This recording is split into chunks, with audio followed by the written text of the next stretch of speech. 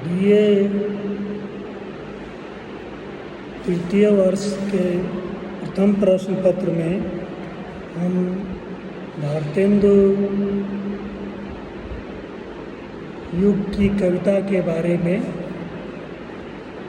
पढ़ रहे थे। आज हम भारतेंदु युग के प्रमुख निबंधकारों के बारे में चर्चा करेंगे, रचनाकारों के बारे में चर्चा करेंगे जिन्होंने काव्य के क्षेत्र में अपना योगदान दिया। तो जैसा कि मैंने पहले बताया था, भारतेंदु हरिश्चंद्र आधुनिक हिंदी साहित्य के प्रवर्तक के रूप में माने जाते हैं। उन्होंने कविता के क्षेत्र में भी पहल की और उसे आधुनिक भावबोध से जोड़ने की कोशिश भी की। भारतेंदु हरिश्चंद्र भाषा के स्तर पर भले ही अपने काव्य रचनाओं के लिए ब्रज भाषा को प्रमुखता दी है, किंतु उन्होंने खड़ी हिंदी में भी, खड़ी बोली में भी उन्होंने कुछ कविताएं लिखी हैं। उदाहरण के लिए दशरथ का विलाप और फूलों का गुच्छा नामक कविता को लिया जा सकता है। ये दो कविताएं उन्होंने खड़ी बोली हिंदी में लिखने की कोशिश की है, सफल कोशिश की है। बाकी उनका जो काव्य है वो ब्रजभाषा में ही है। भारतेंदु हरिश्चंद्र भारतेंदु युग के प्रमुख कवि हैं और उनका जीवन काल 1850 से 1885 तक का रहा है। इन 35 वर्षों में ही उन्होंने विपुल साहित्य की रचना की, जिसमें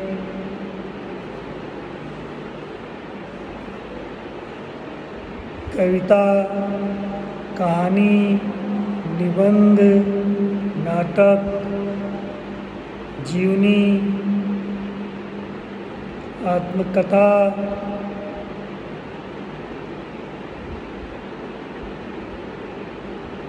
एकांकी जैसे अनेक विधाओं में उन्होंने लिखने का प्रयास किया और वो सफल भी रहे। तो 1850 से 1885 यानी कि 35 वर्ष की अल्पायु में ही उन्होंने साहित्य की महान सेवा की। उनकी रचनाओं की संख्या को देख करके ये आश्चर्य होता है कि इतने कम उम्र में इतना लेखन कैसे उन्होंने किया। उन्होंने, जैसा मैंने पहले बताया, कि साहित्य के विविध विधाओं, कहानी, उपन्यास, नाटक, एकांकी, निबंध, आत्मकथा, जीवनी, सभी को समृद्ध किया।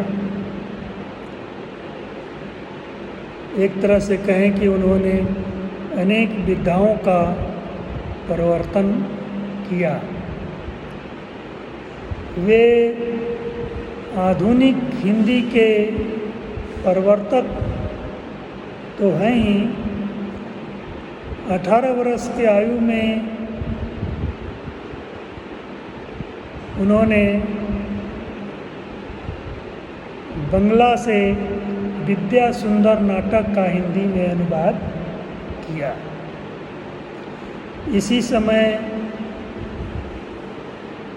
1868 में उन्होंने कवि वचन सुधा नामक पत्रिका निकाली, जिसमें साहित्यिक रचनाएं जो सामाजिक, आर्थिक, राजनीतिक विचार और टिप्पणी के साथ प्रकाशित होती थी।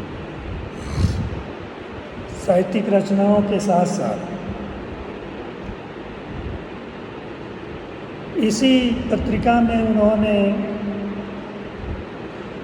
विलायती या विदेशी कपड़ों के बहिष्कार की अपील भी की थी और ग्राम्य गीतों के संकलन और प्रकाशन के भी उन्होंने संकल्प व्यक्त किए थे। 1873 में उन्होंने हरिश्चंद्र मैगजीन नामक पत्रिका निकाली और इस पत्रिका का प्रकाशन इतना महत्वपूर्ण है कि यह बात इसी से समझा जा सकता है कि स्वयं भारतेंदु हरिश्चंद्र ने इसमें लिखा कि हिंदी नई चाल में ढली। बाद में इस पत्रिका का नाम उन्होंने हरिश्चंद्र चंद्रिका कर दिया। 1874 में उन्होंने स्त्री शिक्षा के लिए बाल बोधनी नामक पत्रिका निकाली। भारतेंदु ने सबसे अधिक नाटक लिखे और उनका अनुवाद भी उन्होंने मौलिक नाटकों की तरह किया है। उनके मौलिक नाटक जो थे हुए थे वैदिक हिंसा, हिंसा न भवति, चंद्रावली, विशस्य विष्णोषधम, भारत दुर्दशा, नील देवी और अंधेर नगरी, प्रेम जोगनी और सती प्रथा। ये उनके मौलिक नाटक थे। उन्होंने जो विभिन्न भाषाओं से, विशेष रूप से बंगला से जो उन्होंने अनुवाद किया, वो वैसे नाटकों में विद्या सुंदर, पाखंड विडंबन, धनंजय विजय, कर्पूर मंजरी, मुद्रा राक्षस, सत्य हरिश्चंद्र और भारत जननी नामक नाटक उल्लेखनीय है। बादशाह, दर्पण, कश्मीर कुसुम उनके इतिहास ग्रंथ हैं। कुछ आप बीती, कुछ जग बीती उनकी द्वारा लिखी गई कहानी है। कविताओं आदि का उल्लेख पहले भी मैंने किया था और इसके साथ ही उन्होंने कुछ यात्रा वर्णन भी लिखे, यात्रा वृत्तांत भी लिखे। उन्होंने दूर देहाती क्षेत्रों की यात्रा बैलगाड़ी से की। कहते हैं कि 1965 में उन्होंने जगन्नाथपुरी की जो यात्रा की उसका उनके जीवन पर गहरा प्रभाव पड़ा और उनका पश्चिम बंगाल में जो नए प्रकार का साहित्यिक आंदोलन चल रहा था और साहित्य लिखा जा रहा था, उससे वो परिचित हुए, रूबरू हुए। भारतेंदु हरिश्चंद्र अत्यंत जीवंत और मित्रपरायण व्यक्ति थे। उनकी जिंदादिली की कहानियाँ साहित्य में सबको पता है। अनेक कहानियाँ काशी के लोक जीवन में भी प्रचलित हैं। उन्होंने अपने जैसे समानधर्मा साहित्यिक व्यक्तियों को एकत्र कर उन्हें प्रोत्साहित किया और उनकी रचनाएं छापी और उन्हें खुद जो है मैगजीन निकालने और लिखने की को प्रेरित किया। यही उनके जो मित्र थे,